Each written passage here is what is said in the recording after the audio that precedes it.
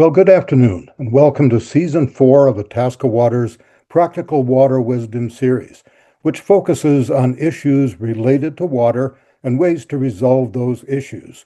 I'm your host, Brian Whittemore. Today's episode, it's called Managing Stormwater Runoff Shoreland Property. Itasca Waters is a nonprofit volunteer organization headquartered in Itasca County, Minnesota, for the purpose of educating folks about the value of clean water for the environment and the economy. We offer a lot of good information for full and part-time residents through our programs, and it's all available on our website at itascawaters.org. We thank these partners who have been with us all along for helping Itasca Waters offer our Water Wisdom series. Maggie Karshnia and John Bilotta will speak to us today for about a half hour and then take your questions. To submit a brief question, just click on the Q&A button on the bottom of your screen and type it in. And you can do that at any time during today's program, and we will read the questions on your behalf. Today's program is being recorded and will soon be available on our website at itascawaters.org. As we mentioned, the subject for today is managing stormwater runoff on your shoreland property, and we have two expert presenters today. Maggie Karshnia works at the University of Minnesota Sea Grant Program and the Water Resources Center, delivering community programs and services about complex water management and water quality issues.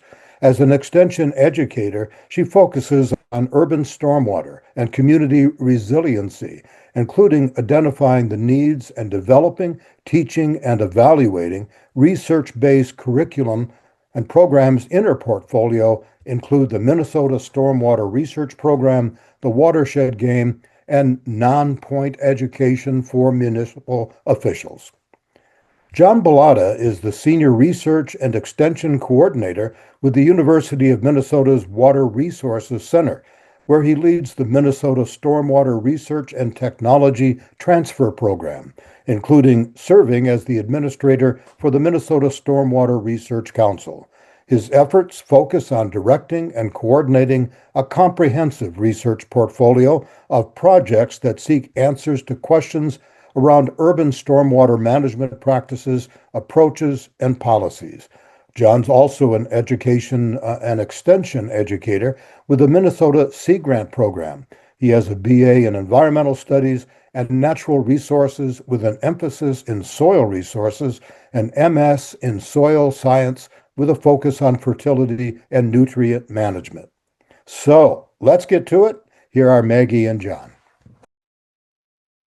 All right. Good afternoon, everyone. And I'm so happy to be joining you with my colleague, Maggie Karshnia. I hope everyone can see my screen as we share our presentation titled Managing Stormwater Runoff and Minimizing Impacts.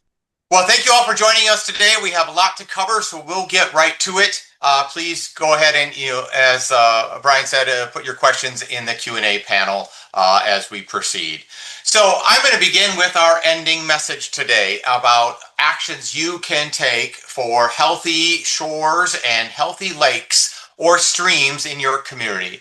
And it comes down to three main messages: your ability to minimize your impact, capture stormwater runoff at the source, and protect natural areas. We'll come back to these three items towards the end of our presentation today.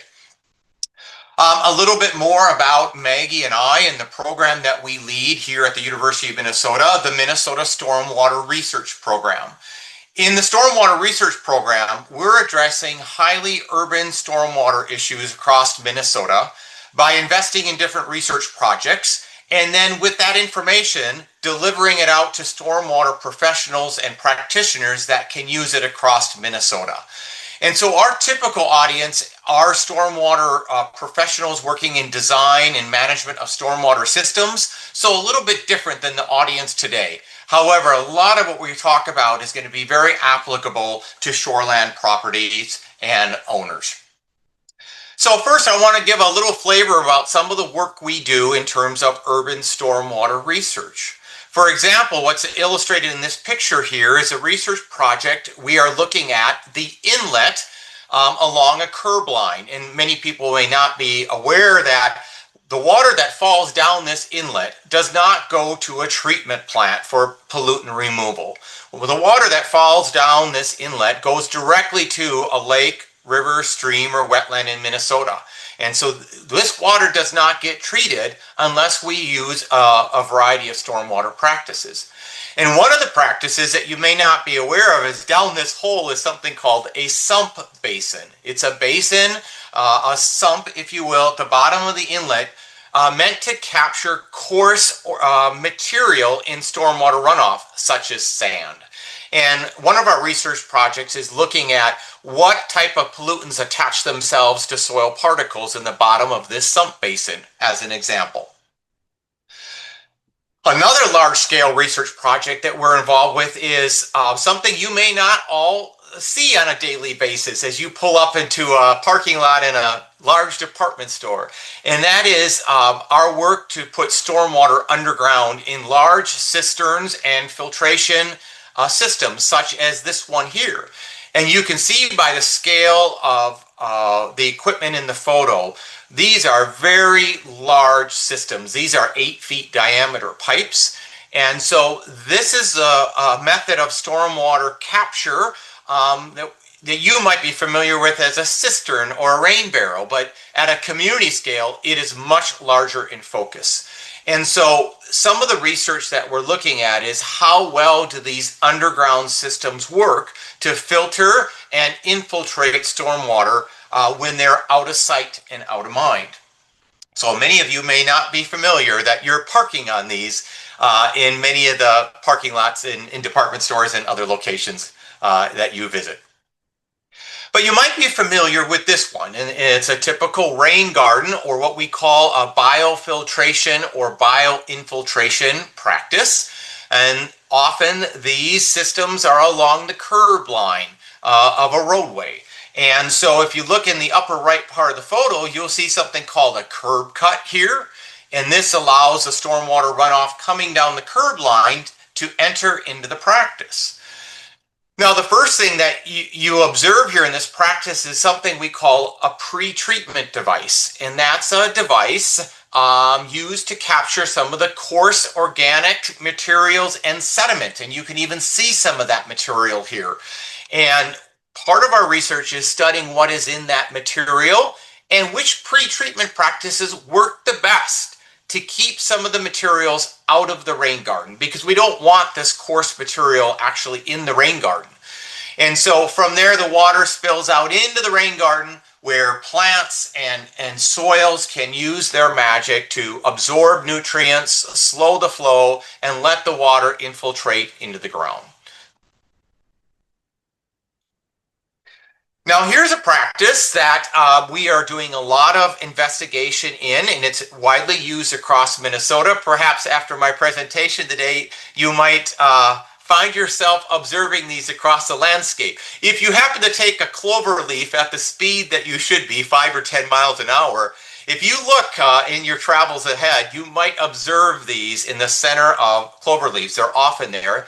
These are sand filters. And in this case, these are modified to include amendments that include iron. And so this particular one is called an iron-enhanced sand filter. And these sand filters, combined with the iron, are capturing pollutants such as phosphorus. And so iron-enhanced sand filters were originally developed in Minnesota through research here, and now they're widely used across the landscape. And so these help us slow the pollutants, capture the pollutants, and infiltrate the water into the ground. But by far, one of the most frequently used practices across the state are stormwater ponds. And I'm sure you have seen these and across the state. In fact, we estimate there are over 30,000 stormwater ponds across the state of Minnesota. And so they are proliferous. And many of these ponds have been in use since Minnesota communities developed after World War II. So the 40s, the 50s, the 60s, the 70s. And in many cases, stormwater ponds have lived their life expectancy and they're in desperate need of some rehabilitation so they perform as they were designed to do. So we're doing a lot of research, and a lot of our work is looking at how these ponds are functioning, how are they not functioning, and how do we improve their function to help us meet the clean water standards that we are trying to achieve. I want to give you a few examples of some of the things we're looking at. It might surprise some of you, but many of our stormwater ponds, especially those that we design in the upland area, were not designed to have plants like cattails in them. And nor they were designed to have floating plants like duckweed. And so some of our work is looking at the role of these plants play in stormwater ponds. And sometimes that role is beneficial, but sometimes that role is not beneficial in terms of the pond. For example, it might be interesting for you to observe one of the research studies and the work we're looking at is the removal of floating duckweed on urban stormwater ponds. And the theory behind this is duckweed has the ability to grow and in that process absorb a lot of nutrients from the water column. But if you allow the duckweed to just die off, all those nutrients return to the water column. So we're looking at, does the removal of duckweed on ponds actually remove some of the excessive nutrients out of the water column? Another study we're looking at with stormwater ponds, and perhaps you've driven by a pond or walked by one that has one of these fancy water fountains in it. And actually, there is very little evidence beyond aesthetic value that these fountains, or what we call pond aeration, does anything for water quality besides throw water up in the air. And so what we're currently studying is a number of fountains and aeration systems and how aeration of ponds can help us meet water quality benefits. And so the idea here is they add oxygen to the pond and allow for mixing of the pond, which is beneficial for some of the removal of nutrients and how the pond functions. All right, so that's a lot and a little bit more technical, but the theories and the ideas behind these urban stormwater practices do apply to shoreland properties as well. And so stormwater management today involves this handling of stormwater through infiltration, through filtration, through conveyance and storage. And those four principles also apply to lakeshore or stream bank properties in terms of minimizing our impact from stormwater runoff. So that's what we're going to concentrate on here for the rest of our presentation is how do those connect to the shoreland property and how can you play a role in an application of those principles. But first I want to talk about the impacts from stormwater runoff and why we're doing all this to begin with. And it comes down to three things, and that is water quality, the volume of stormwater runoff, and the speed or the rate. And what we know is that the more stormwater runoff we have, the increased quantity and faster speeds because of impervious surface, water quality goes down in the receiving water body. And when we look at water quality, we typically talk about 6 different categories of pollutants. Nutrients that include excessive phosphorus and nitrogen, pathogens, debris like cigarette butts and water bottles, sediment or dirt is also a pollutant, toxic contaminants, these include things like metals that are wearing off our brake liners on our cars, and also heat, because water transfers heat that has been generated across pavement. And so thermal pollution is also a source of pollutants in terms of the water body. So to understand why we have an urban stormwater problem, we have to back up in time before you and I were here and before we develop not only our communities but our lakeshore properties, so what we call the undeveloped state. And in the undeveloped state, when it rains, the vast majority of the precipitation, whether that be rain or melting hail and sleet and snow, the vast majority of that infiltrates into the ground. And what doesn't infiltrate evaporates or transpires from plants back up into the atmosphere. Only about 10% of water on an undeveloped landscape actually runs off to a receiving water body. And so that changes dramatically as we develop our shoreland and our community properties. And so in a developed state, when we start adding things from farm fields to cities and urban areas and housing and industrial centers, it changes what happens to the water cycle. 40% may still evaporate or transpire from plants up into the ground, but because of the impervious surface, only about 10% infiltrates back into the ground, and a whopping 50% runs off the landscape. This is the impact from development. And what we do in our communities along our shorelines is we increase the amount of runoff and we increase the speed at which it occurs. It becomes fast and furious. All right, so how does that impact lakes, for example? And how does the development of lakeshore properties, for example, impact lakes? And so I want to talk a little bit about stormwater volume and its inputs. If you look in the picture here, here's a natural shoreline. It's clearly undeveloped in its natural state. And you know what the research and studies have shown us in the natural state, as I illustrated in that previous diagram, the runoff volume is pretty minimal to the receiving water body. The phosphorus inputs, the sediment inputs are pretty minimal from a natural shoreline such as this. As many of you probably are familiar with, many of our shorelines do not look like that. And after decades of development, we started putting seasonal lake cabins on many of our, especially northern Minnesota lakes. And in that process, if you look in this photo, what we've taken away trees, we've changed the vegetation, so some slight clearing of the landscape here. Where we took trees down, we put in some turf grass, just a moderate amount around these season cabins. We also have a roof line that never existed there before, which is impervious surface. So this small change, very common to Minnesota lake shores in the 40s and the 50s and the 60s, increased the stormwater runoff to the lake. It had some moderate inputs in terms of phosphorus, but where we clearly saw some impacts was because of the runoff, we had more erosion, and erosion led itself to sediment contributions to the lake in this case. So this is research coming out of Wisconsin. But as many of you probably know, many of our lake shores do not look like that anymore. We've had massive reurbanization and a growing density and size of lakeshore property and homes, and this has a dramatic impact on the lake.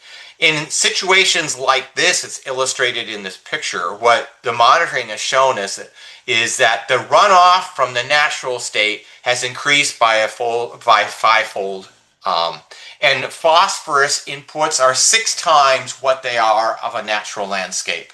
And obviously you can see some of the bare spots of this shoreline property. The sediment inputs in a scenario like this are 18 times that of a natural shoreline. And so the impact of development on lakes is very prominent when it comes to stormwater runoff, the volume, and especially nutrients and sediment.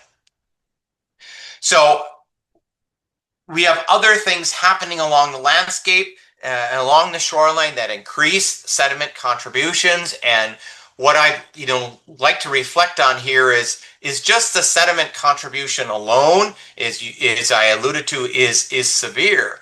But I think of sediment like a school bus. Wherever that sediment particle goes, it carries with it many other pollutants that attach themselves to the soil particle. So we're not only concerned about the dirt, the sediment particle itself, but the nutrients, the heavy metals that attach themselves to the soil particle.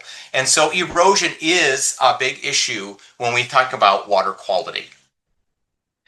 And if we look about just nutrients, and think about phosphorus, which is our most limiting nutrient in Minnesota in regards to lake water quality, at least. Urban development contributes by far more phosphorus loading when it thinks about concentration from these different impervious areas. And I'll just remind you that it takes very little amount of excessive phosphorus in a water body to promote algae growth. And so, some science has indicated, only takes 1 pound of excessive phosphorus in a receiving water body to create 500 pounds of algae. It doesn't take a lot. All right, so in a case of excessive phosphorus coming from landscapes and developed shorelines, this can often lead to eutrophication or excessive fertility and leading to excessive plant growth. And that includes things like noxious algae blooms, again, excessive plant growth, which leads to decreased water clarity, and a whole bunch of negative effects when it comes to this excessive nutrients. The source of this, in terms of lakeshore property development, is really tied to impervious surface and the way that we use the shoreland property. And many people can think about impervious surface in terms of expanding a square footage of roofs, but it also has to do with expanding driveways and the size and the width of these things. And it also has to do with the turf grass. Because in many cases, turf grass, it may look green to you, but it really does not infiltrate very much water. And in many cases, turf grass is so compacted, it acts basically like impervious surface. And I'll show a picture of this in just a moment. And in regards to impervious surface, some of the research done early on in the Chesapeake Bay region looking at streams was it only took about 10% of impervious surface in a watershed to start having negative impact on stream health. And when you get to about 25% impervious surface in a watershed, you really start to have some negative impact in terms of the health of that water body. In many cases in Minnesota, especially in urban centers, we are far beyond 25% impervious surface. So as a lakeshore property owner, maybe perhaps you take your pontoon or boat, you go out in Center Lake and stare out back at the properties and look at the amount of impervious surface in regards to the overall footprint of that property. And in many cases, we are bordering between that 10 and 25% impervious surface. And this becomes a source of stormwater runoff and some of the water resource issues we're facing. And there's always and we have more water. And I'm probably in preaching to the choir here, but if you think to yourself, by golly, we've had a lot of rain recently, and it was prefaced before that this spring, the northern Minnesota, with a drought. And if you think we're receiving more severe storms more often, interspaced with drought, it's because we are. And I don't need to talk about climate change. What I need to talk about is precipitation changes, because we know this, we've measured this. And we have precipitation pattern changes across the United States, across Minnesota, from north to south to east to west. We've monitored all this. And in fact, in the north central region and the northeast part of the U.S. is where we've seen the most dramatic changes of precipitation. So 45% change in heavy precipitation events in the north central region. And so we are receiving more severe storms, less smaller storms, more rainfall events with greater amount of water. So we have intensity of land use, lakeshore development, we increase impervious surface. That leads us to an increase in water quality and water quantity problems.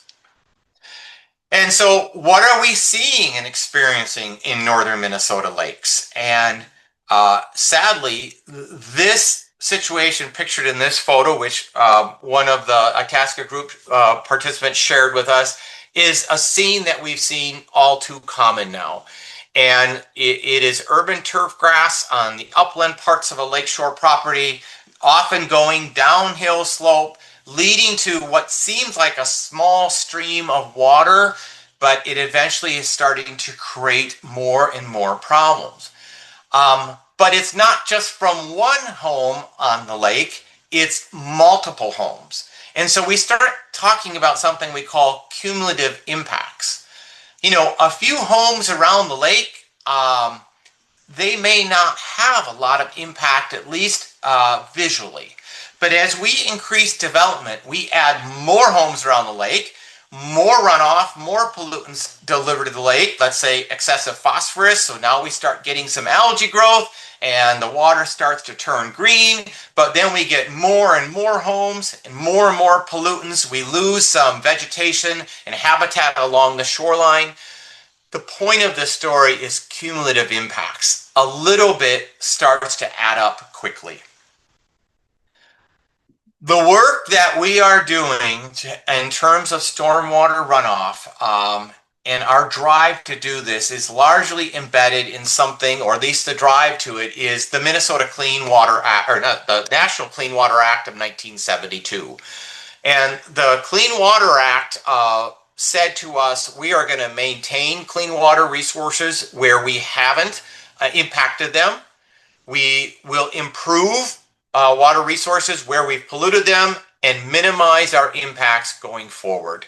The Clean Water Act has a lot of different programs and a lot of different objectives, but in short, it requires us to do these three things: maintain, improve, and minimize. All right. Big Federal Clean Water Act does apply to lakeshore property owners. So what can a lakeshore property owner do in terms of stormwater runoff and its impact?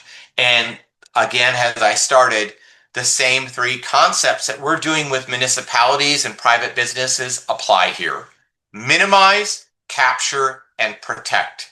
And if we look at shoreland properties, adopting these principles at various zones of your shoreland property, including the upland areas way up by the garage, or near the road away from the lake, the buffer zone, the zone right along the shoreline, and also what you do in the water, or the aquatic zone. And so if you look at the image on the right, this situation on Minnesota lakes is not sustainable. We cannot have impervious surface, as you can see here, a sidewalk or a small road going down to the lake made of asphalt, Kentucky bluegrass turf down to the lake, a cleared shoreline way to the right. This is not sustainable. We have to do better to protect native vegetation, capture the amount of runoff, and minimize the amount of runoff, ultimately reaching the lake. And so how do we do that? And so I want to leave you with some actions for healthy shorelines and healthy lakes. First is to minimize our impacts. And so what can we do there is limiting our turf grass, limiting the impervious surface from the amount of roof area to the width of sidewalks and driveways, and limiting the use of fertilizers and pesticides, because as a reminder, where the water goes, the pollutants go. And that's often downhill towards the lake. How do we decrease runoff? Besides that is capturing it at the source. You want to capture that rain where it falls from the landscape, not down at the shoreline, but way up on your property by installing rain gardens or using rain barrels. I showed you that huge 8-foot diameter cistern underground department store parking lot, but you can do the same concept on your property with things like rain barrels. And then landscape with native plants, and we'll talk more about that in a moment. The other big piece is to protect the natural areas to begin with. That includes protecting wetlands that are adjacent and on your property. Wetlands act like this huge sponge to absorb stormwater and precipitation. And so protecting these goes a long way to start reducing stormwater runoff. Shoreline buffers and the preservation of trees goes a long way in terms of helping us achieve these goals. So how do we do that? Again, reducing the amount of hard surfaces, including turf grass, because in many cases that is very impermeable. Reduce the elimination or eliminate fertilizers and pesticides. This is important because we want less water going down the landscape and more of it going down into the ground. And part of that is looking at your property or your site with better design principles in mind. So this includes vegetation, the amount of impervious surface, looking at trees and how this all plays in your lot. So things like considering low mow lawns or native landscapes that help not only capture stormwater runoff, but they provide pollinator habitat and habitat for other creatures. Deep-rooted perennial plants, they absorb more moisture. They also have these deep roots that allow water to find those root channels and to infiltrate deep into the ground. That starts to limit the amount of runoff. And we talked about pervious pavers. You know, if you got to have that patio out back behind your house on the Shoreland property, well, perhaps instead of making it all concrete, you could do concrete pervious pavers. And the space design these pavers allow water to infiltrate into the ground and not run off directly to the lake. The whole idea is to slow it down, soak it up in the soil to prevent erosion and stormwater runoff. So capturing it at the source, this is part of the key, is to capture the stormwater runoff when it falls out of the sky where it falls, and soaking it in the ground, and using things like rain gardens and other biofiltration practices to do that. It's really important that we capture as much of that precipitation as we can, but in Minnesota, capturing the first 1 inch of rain will do us a lot of good in terms of pollutant removal. It's something what we call the first flush. The majority of pollutants flushed downstream during a rainstorm happens during the first 1 inch of rain. So, you know, if we get an 8-inch, a 5-inch rainstorm event, we are going to have some flooding problems. That's just inevitable. But in the small storm events, if we can capture that first 1 inch, we capture about 75% of what we call the runoff pollutants. And so that is really important for us to keep in mind. Again, I talked about the rain gardens and how they work, and they work both by what's happening in the ground with their deep roots, but also above the ground. They transpire or breathe out a lot of the water that they absorb, and so this all leads to less stormwater runoff leaving the landscape. And rain gardens or biofiltration systems take a lot of forms, and designed and maintained correctly, they can look beautiful as well. I talked about rain barrels and your role you can play to help us capture some of that stormwater. If you must have impervious surfaces and rooftops and gutters, is capturing it then before it starts to run off. I do want to focus a little bit about protection of natural areas, and that includes lakeshore protection, but it also includes the upland areas. I talked about native plants. I talked a little about the roots of plants, but I do also want to focus on a little bit on trees, because the trees do a lot for us. In fact, mature deciduous trees intercept about 80% of a 1 inch rainfall event. That's why we stand under trees when it starts pouring. We don't get wet or nearly as wet. Large mature trees have the ability to intercept the rain. They send it down their trunks into the ground, and they help us reduce a lot of stormwater runoff.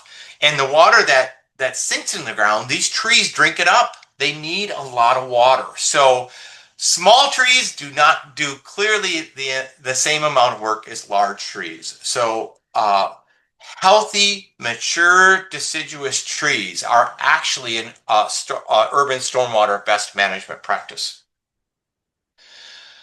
The other piece of this, and we talked about the zones of your shoreline property, the other zone is in the aquatic zone, in the lake, right? And so the preservation of both emergent and submergent vegetation is extremely important. This, in terms of erosion from the shoreline, slows the wave action down.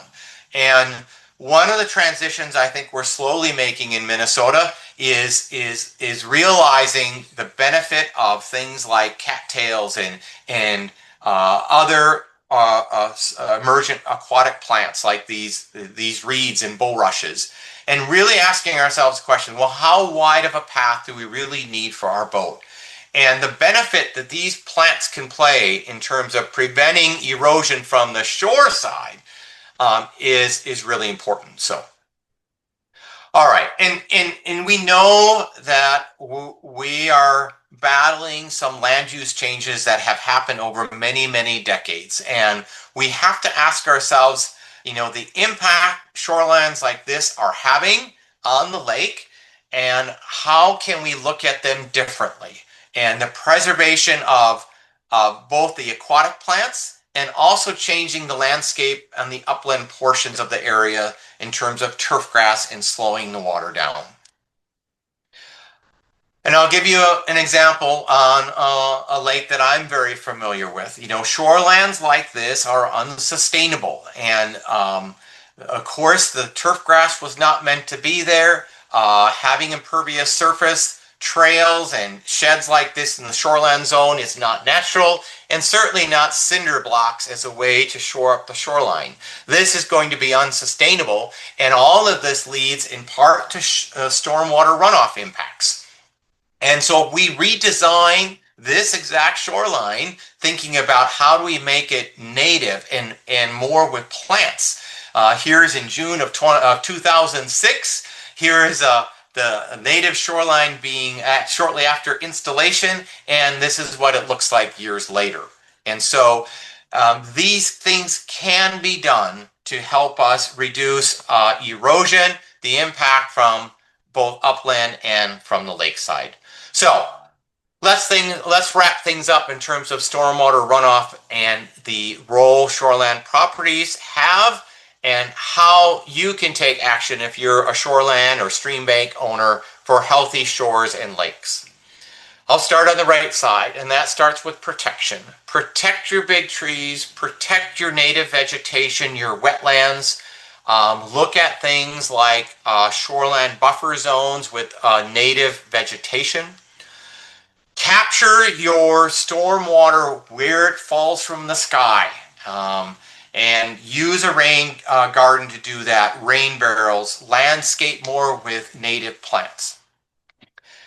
Minimize the amount of runoff, minimize your impacts by limiting turf grass, the amount of impervious surface in your property, and limiting the use of fertilizers and pesticides. With that, we're going to stop there with urban storm runoff. I really appreciate your time, and we will take a little bit for some questions, I think. Brian. All right, thank you, guys. Let's get right to the questions. Handling this part of today's program is John Downing, Director of Minnesota Sea Grant and a member of the Itasca Waters Board. John?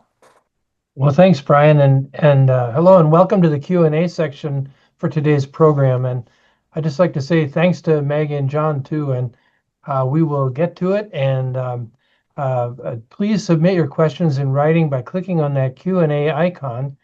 Gary, Rose, and Glenn are waiting to capture your questions for me, and I will ask them to Maggie and John, and will not be using the chat function, although Maggie's put a great deal of super information into the chat. I am not sure if that's visible to the participants, but if not, we'll get that information onto the Itasca Waters website along with the video coming up. I'm going to be reading the questions out loud, and they're going to be answered by John and Maggie. We may combine some similar questions together, and we may not get to all of your questions, as I'm sure you've got a lot of them, but please feel free to email us at info@itascawaters.org after the program if you still have unanswered questions, and we'll do our best to get the answers to you. So let the Q&A begin. Evan is asking, can you recommend a perennial plant for a slope down to the lake under heavy pine with limited sunshine? Also, wind is an issue for the taller plants we've tried. Any thoughts on that, Maggie, John? I don't have recommendations on specific plants. However, we have a great new tool that might assist you, and we have a new stormwater plant finder key. Oh, Maggie just put it in the chat. We'll make sure that we provide that out to the participants. We recently developed through our research program a new stormwater plant finder that you can insert a number of your local conditions, and that will generate for you a list of plants, and I believe it has pictures and other things, so you can start customizing what may work in your soil, your hydrologic regime, and a number of other factors. Anything else you want to add to that, Maggie, about the plant finder? Yeah, if you go to the plant finder tool and you use the advanced search, like, underneath pine conditions, you're going to find more acidic soils. And so you can go to the stress tolerance tab on that, and you can click, I have acidic soils, I have shade, I have a steep slope, and then it'll give you the best plants for that situation. So it's a fantastic tool to use. Call the plant finder, and we'll get that link if you can't see it in the chat, but we'll get it out to folks. Well, it's bluethumb.org/plant finder. Easy to get to and really is a useful tool. And I have used it myself. Terrific. Thank you. Sarah's asking, what are the long-term benefits of investing in runoff control on my northern Minnesota property for both property value and lake health? The long-term health and benefit. The long-term benefits of investing in runoff control for both property value and lake health. Okay. Well, let me start with lake health first. I hope I emphasize enough to you about cumulative effects, and your contribution or a contribution from an individual lake lot may not look like a lot, right? It's just a small stream of runoff coming from my rain gutter down the lake. But you multiply that times 100 around the lake, and you multiply it by turf grass in more and more volume. Again, the cumulative effects of that runoff and the pollutants it carries with it, it can't be underscored how important that is. And so the long-term benefit is that the cumulative effects of the amount of property and the amount of years of delivering stormwater runoff and the pollutants that accompany it, that is what we have to minimize. And so the long-term benefit is for the health. Think about that. It's not that I had this really salty drink just today or this bag of chips today, but I ate a bag of chips every day this week, which is leading to my chloride or my high blood pressure, right? So the effect over time, cumulative, right? About value, healthy shorelines are going to be more stable shorelines. They're going to require less investment of your time to manage. Keeping your shoreline intact by minimizing the amount of runoff is going to cost you less money in the future. And to be, well, for many people, having a green landscape is more valuable to the property than having it all concrete. Anything else you want to add, Maggie, in terms of value long-term to health or value? Yeah, John Downing and I just had a conversation about this yesterday, about, the community value and the economics behind that, as well as the property value. I did look it up yesterday, and it's a 3 to 15% increase depending on the study that you look at, but there is definitely a marked increase in property value if you restore your shoreline. Now, if your neighbors do it too, like if you have neighboring properties that are more natural, that will increase your shoreline as well. So my point is that you should, if you're doing a shoreline restoration, it is to your benefit to ask your neighbors to do the same. If you think about it, if you live next to a park or a natural area, your property values will go higher. And same thing with shoreline restorations. People love to be next to those beautiful native landscapes. Yeah, thanks, Maggie, for that. And also, from the sort of the overall value, property on clear lakes and clean lakes is more valuable than property on those that are green and kind of yucky. So it makes a big difference. Thanks, I appreciate that. Let's see now. Teresa is asking, are there any carrots? When I first read the question, I thought we're thinking about carrots might decrease erosion, but are there any carrots to encourage people to improve their shoreland management? Reading the question here. I'm not familiar with any tax breaks.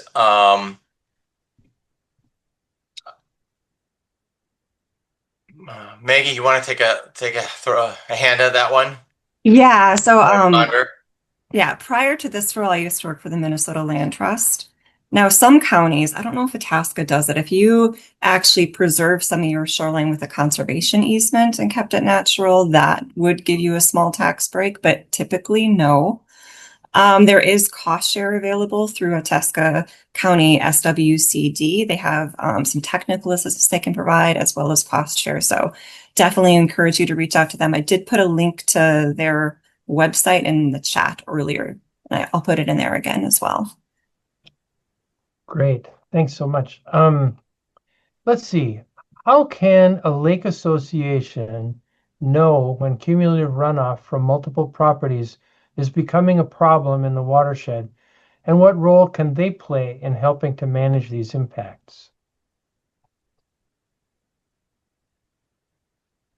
Well, I think one of the ways that you will know, or you could know, is looking at the often these lakes have a report card tracking health of the water, whether that be by water quality monitoring or by fish populations and species, is looking at those water quality reports and noticing if they're in decline, or are they improving, or are they staying the same. You know, cumulative effects seem like they take a while to build up, but all of a sudden the light switch kind of switches, and all of a sudden there's just too much phosphorus in the lake, and all of a sudden we have algae blooms, and so sometimes those changes are obvious. But following the monitoring on the lake, and both professional monitoring, but I think there's also visual observations you can do as a homeowner, as a resident, that are also very valuable. For example, Secchi disc readings and participating in that program. Yeah, John, and I agree with that. I mean, the thing is, once you see an effect, it's really too late. The restoration of a lake costs millions, and where's that money going to come from? Whereas little management along the shore is really cost effective and low cost. So thank you for that. And I just wanted to say, with respect to what Maggie was saying to the last question, there's sort of a negative carrot, I think, too, and that is, in Itasca County and other places, if you do really bad shoreland management, chances are the environment section, county government's going to come out and make you put it back. And that's really costly. So I'm sorry, that's a little editorialization. But let's see, here's another great question. What low-cost options are recommended for seasonal cabin owners who aren't there year-round to manage water flow?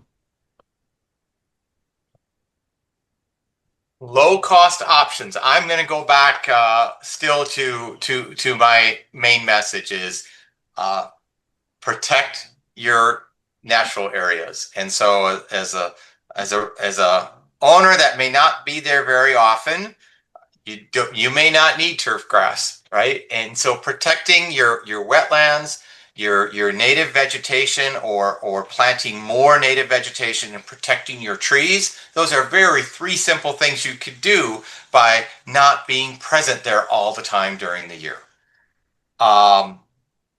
Capturing, you're going to have some runoff coming from your rooftops and other areas. Capture that on site, upslope, and so redirecting your downspouts.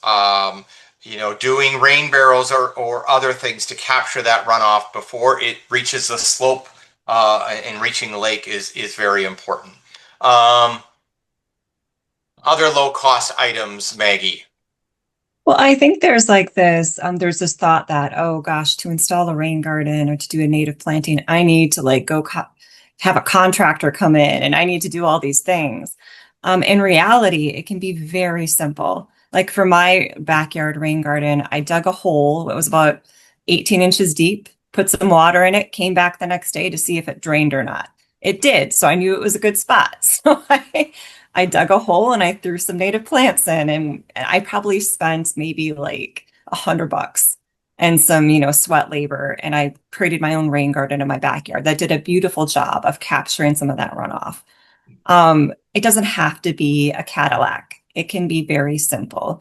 Even if you didn't want to dig up all your grass, like you can put some plastic bags over it, like some black plastic bags, kill your grass. You don't need to go buy chemical fertilizer. You can throw some native seed down like over the winter and then see what comes up in the spring. It doesn't have to be that hard. Just, know that there's options beyond the Cadillac version. Thanks, Maggie. I You know what? appreciate that. Go ahead, John. I was just going to mention one more thing I thought of, and I did see this in a picture that somebody sent me from up north there. And I mentioned redirecting downspouts. How about redirecting your sump pump if you have one? I'll tell you where I've been seeing a lot of problems on the lake that I live on is where the sump pump discharges. And where do you want to do that? Where many people do that black plastic pipe, flexible pipe out to the edge of the bluff, and they let it go. It's just a little water, John. It turns on twice a day. What's the point? Yeah. But after 10 years, what's happened with my neighbors is they've destabilized the soil profile, and now we have deep erosion cuts from a sump pump, which now the runoff from the driveway has found, which is cutting the gully even deeper. It was just a sump pump pipe, right, John? Well, how about you put it somewhere else? And that's where I've seen the destabilization of these soils right next to the slope of the lake. Yeah, good point. I mean, some of our listeners probably experienced a 4 and 5 inch rain this year around the Northland, and I know my little sump pump was going every about 10 seconds. It would turn off briefly. So just because the groundwater came up so high. Let's see. You showed a lot of pictures of ponds at the beginning. Should we consider making artificial ponds around our shorelands, not on the shoreline, but sort of upland on the shores to capture that runoff? And the second half of it is, if so, it would slow the water down, but won't it breed mosquitoes? Should we? What I want to say is leave the ponds to professionals. And stormwater ponds, and I'll have to take the context of this question and homeowners, maybe leaving the ponds to the professionals. And also, ponds are kind of our last resort, right? If we can't do anything else with the stormwater runoff, we're going to have the runoff. One of the things we can do is put it into a correctly designed pond. But we really want to try to avoid ponds to as much as we can. So again, that's about minimizing the runoff, increasing infiltration, so all those other concepts that I talked about long before ponds. Great, John. Thanks. Kind of a related question. If we're running the water into the groundwater, then what goes with the water will go into the groundwater, right? So in our rain gardens, and are there emerging pollutants of concern for that stormwater runoff that we might not want to put into the lake or into the groundwater? Sure. So I'll talk a little bit about this. And so in a rain garden, if you will, well, first of all, when we infiltrate stormwater through that rain garden, it's going into what we call shallow groundwater. And I would argue most of us who have wells, we're taking our drinking water from not shallow aquifer, much deeper water. So it may not directly impact your drinking water, but John is right. I mean, where that water goes, pollutants are going to go. So what we're trying to do with a rain garden is use both the soil and the microorganisms, the bugs that live in that soil, to break down contaminants such as nutrients and absorb things like bacteria and what have you. One of the pollutants that we have a big concern now, an easy thing you can do, by the way, is if you're only using your lake property seasonally, why do you need to thaw the ice on your sidewalk with de-icers like salt, right? So easy thing you can do is not use de-icing salt. And I bring that up because salt is extremely soluble. This is one of the pollutants that we have discovered is going into rain gardens, but it is soluble. So it is infiltrating down through the soil profile. The microbes are not grabbing this, and we're seeing higher chloride levels in shallow groundwater. So limit our use of pollutants and realize that not all our practices are going to be able to remove all the pollutants. Anything you want to add, Maggie, to that? No, I love the salt mention, but I think I put the wrong link in the chat. I'm going to find it. But there's a whole lot of information on smart salting on for your property and alternatives that you can do. So I'll find that link quick and throw it in the chat. And these are great links, and we'll make sure we get them linked up with the video on the itascawaters.org site. We have just time for one quick answer to a question. Who can help me assess my property's runoff risk? Would it be local SWCDs, maybe, the Soil and Water Conservation Districts, lake associations, others? What would you suggest? Well, my number one suggestion for the northern 2/3 of Minnesota is contacting your Soil and Water Conservation District. They are probably the most go-to people in terms of doing site inspection and providing some resources, whether it be information or other. Sometimes your lake association or watershed district or organization might have some of those services available.